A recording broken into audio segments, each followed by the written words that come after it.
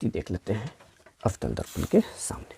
जब वस्तु अवतल दर्पण के सामने अनंत पर स्थित हो तो प्रतिबिंब की प्रकृति, आकार और स्थिति सचित्र बताइए। अनंत पर मतलब अनंत तो ऊपर हो गया, आसमान हो गया, ठीक है। तो अनंत से एक नियम ये है कि जब कोई किरण ध्रुव से होकर जाती है, आपतित होती है, ध्रुव से होकर आपतित होती है, तो जितना बड़ा एंगल प्रधान अक्ष और ध्रुव के पर यह आपतित किरण बनाती है, उतना ही बड़ा एंगल, सेम एंगल नीचे परावर्तित किरण और ध्रुव के बीच बनेगा, जिसे आप परावर्तन का नियम भी जानते हैं कि आपतन कोण के बराबर परावर्तन कोण होता है। जितना बड़ा ये एंगल है उतना ही बड़ा एंगल बनाकर ये क्या होगा, परावर्तित होगा, ठीक है। अच्छा, तो आसमान से मतलब अनंत से कोई किरण आ रही है तो आपको तो मालूम है कि वह किरण कैसी होती है, समांतर किरण पुंज होती है।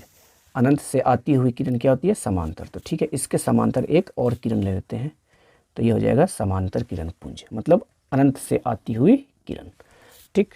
तो ये हो गया समांतर किरण पुंज, मतलब अनंत से कोई प्रकाश की किरण आ रही है, ठीक है।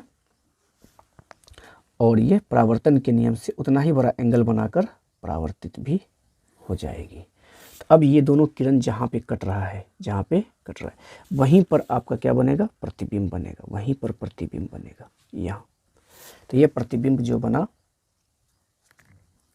क्या हो गया, वस्तु ऊपर में है और यह नीचे में बन रहा है, मतलब वास्तविक और उल्टा बन रहा है। तो प्रतिबिंब की प्रकृति क्या हो गई, वास्तविक और उल्टा।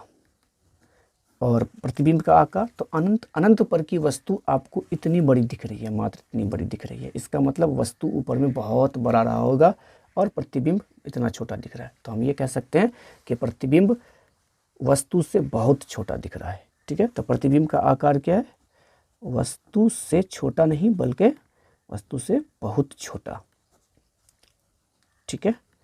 अच्छा, और प्रतिबिंब की स्थिति कहाँ है, तो फोकस पर, तो लिख देंगे फोकस पर, ठीक है।